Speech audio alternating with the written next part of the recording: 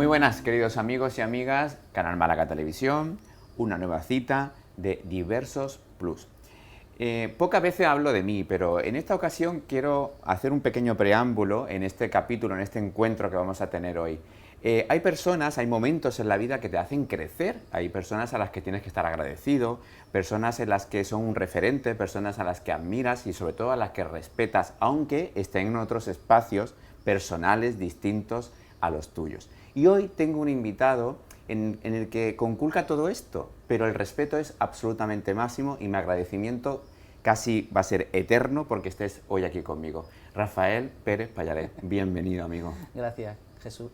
Jesús no. Ay, Jesús, no pasa nada. Jesús Quintero es un magnífico compañero. Amiguísimo, Paco. Porque estabas pensando en Jesús, debe ser. El Señor. Debe ser que estabas pensando en Jesús. Estaba orando.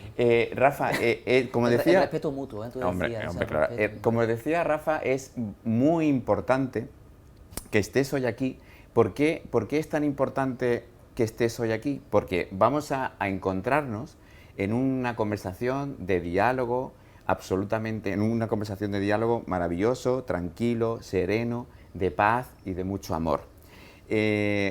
Muchas personas se preguntarán por qué hace un sacerdote en un espacio como este en el que hablamos de diversidad, y yo te invito a que estés en mi programa porque creo que es fundamental que un sacerdote esté en un espacio como este. Sí, cuando tú me lo dijiste, y tú lo sabes de sobra, inicialmente dudé, pero no tanto por ti ni por mí, sino sobre todo por la opinión pública. Es decir, hay gente que podrían chocarle, ¿no?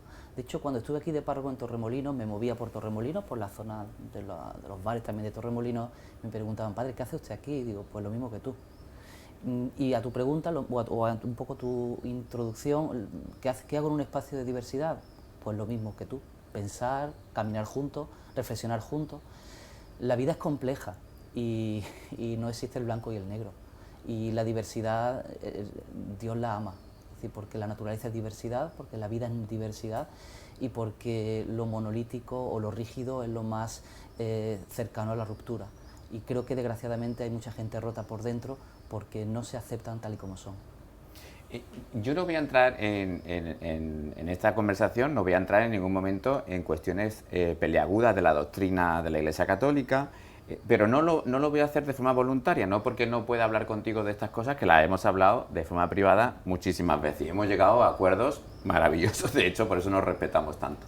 Pero yo sí quiero que tú, desde tu prisma, magnánimo que lo eres al mismo tiempo, en ese plano de respeto en el que estamos, hagas algunas apreciaciones de lo que tú vives en tu día a día, en ese amor absolutamente plenipotenciario que emana de un Dios tan generoso como el que es el capitán de la Iglesia, ¿no? ¿Cómo sucede tu día a día en este plano con personas hacia la diversidad y con la diversidad, Rafa? Por ese orden y un poco en función de lo que has comentado. Lo primero, si alguien desea conocer la doctrina católica, está el Catecismo de la Iglesia Católica y nos remitiríamos a él. A tu pregunta diaria, mira, yo creo en un Dios que es amor y creo en un Dios que nos ama a todos por igual.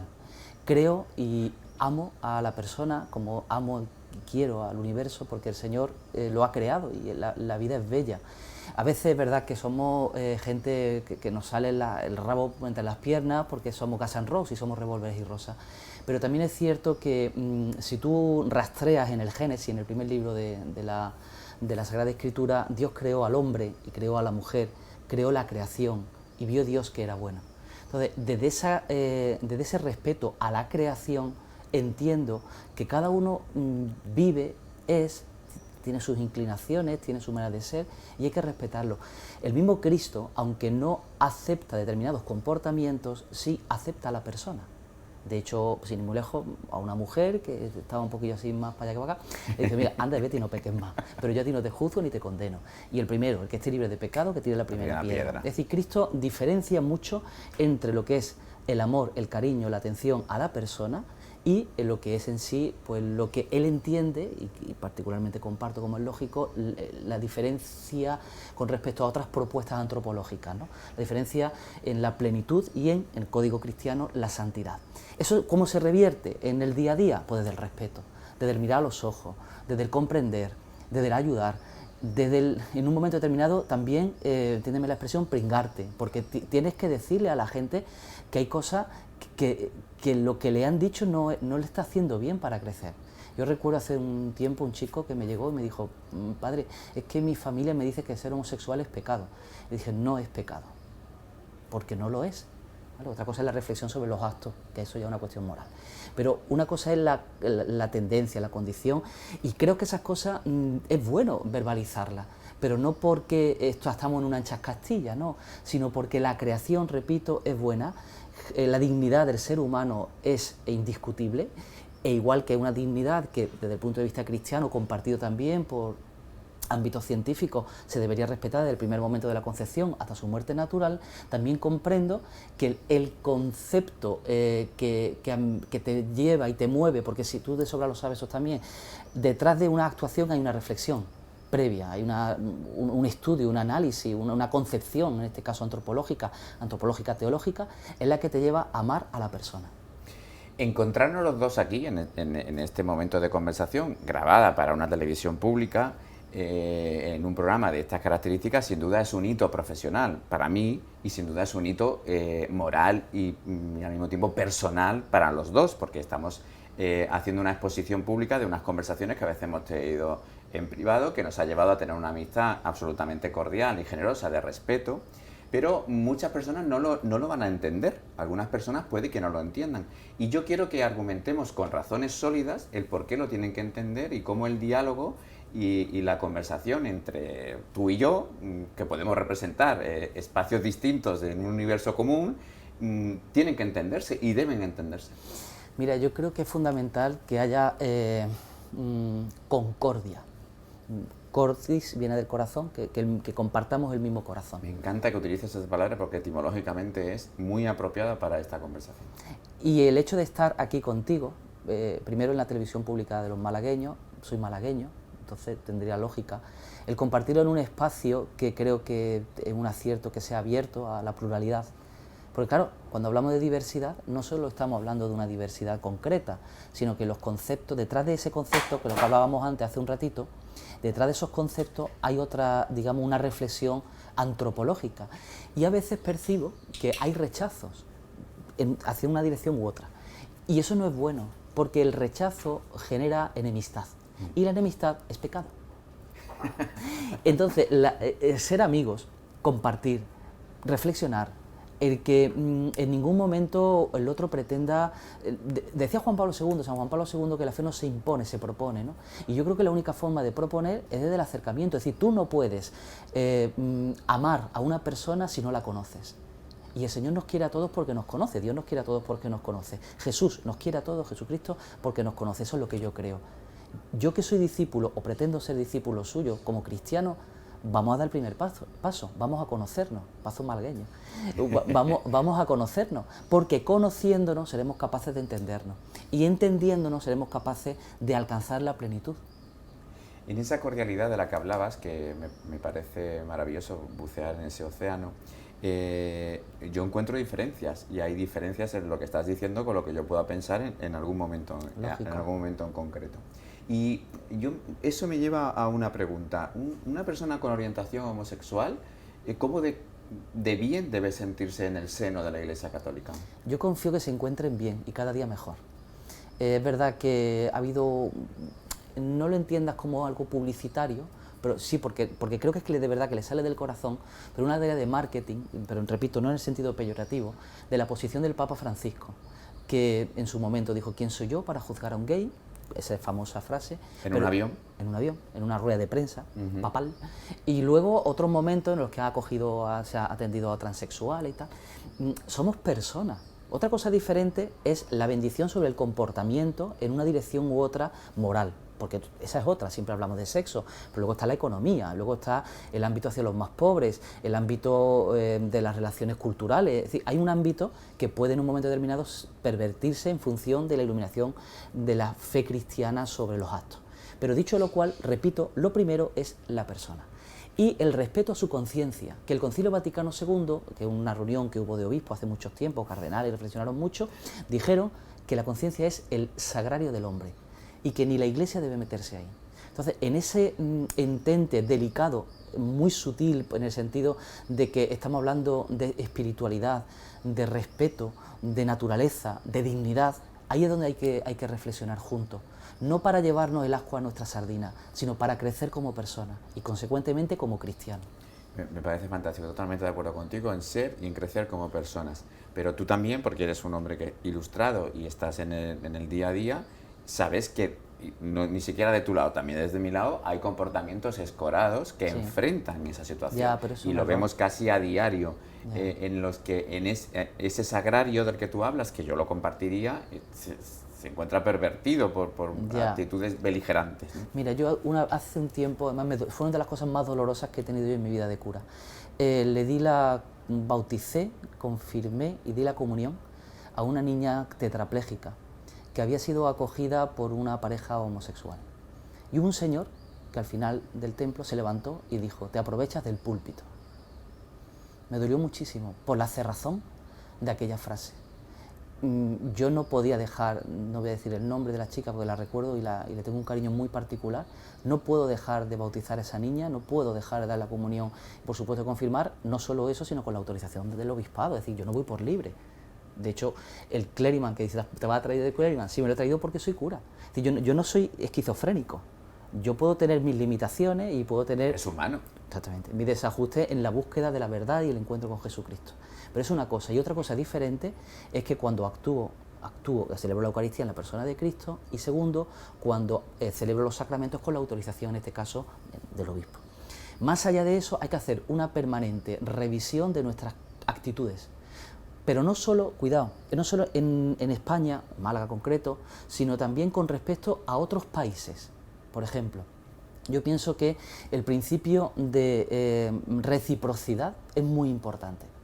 Igual que en un momento determinado dejamos que, no sé, nosotros tenemos una reflexión sobre la diversidad concreta, hay países que la penan, claro, incluso con pena de muerte. Claro. A mí me parece obsceno que estemos participando en una celebración de fútbol internacional en un país con esas características solo para cambio del bill metal. A mí me parece obsceno porque los derechos están absolutamente lapidados. Los derechos humanos hay que respetarlos, y el respeto pasa también por la exigencia de la reciprocidad. Claro que sí. Y en ese sentido, volviendo al ámbito local, para todos, sí. Y ahora, bajando ya al ámbito eclesial, yo creo que es muy importante el que la persona, cuando entra por la puerta de un templo o unos salones parroquiales, se sienta acogida. De hecho, creo que se sienten acogidas.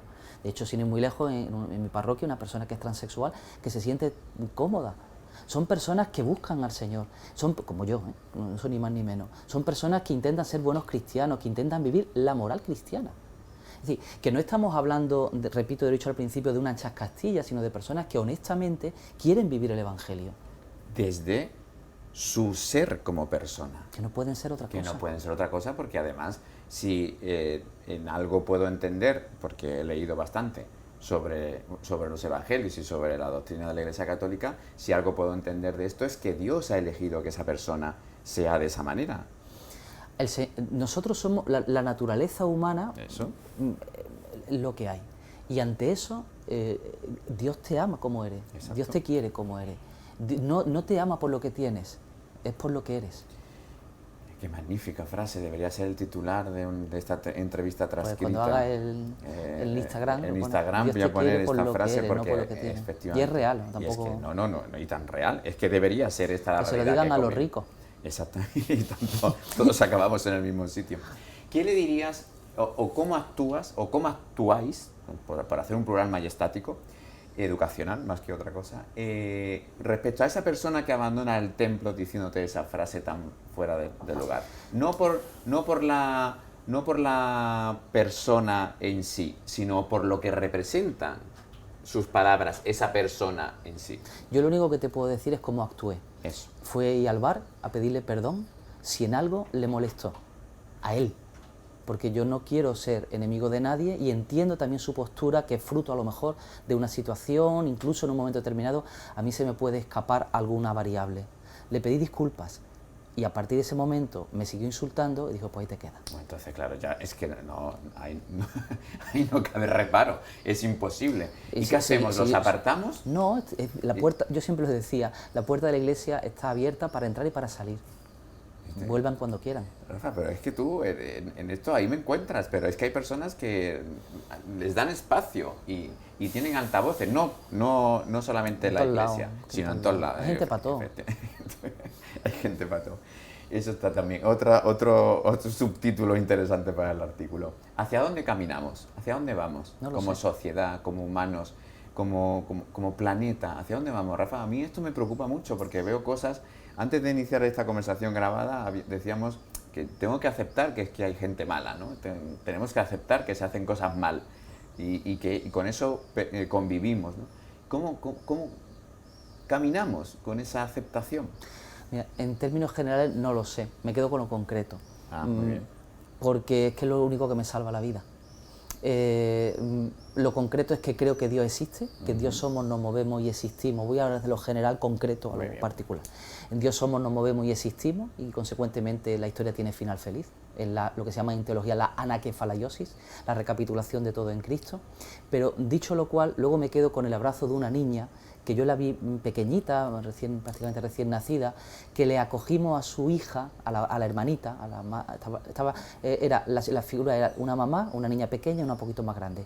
Bueno, pues a la más grande le acogimos en la parroquia, por circunstancias que no vienen a cuento, para que hiciera la comunión, tal, ella está viviendo Cupas ahora.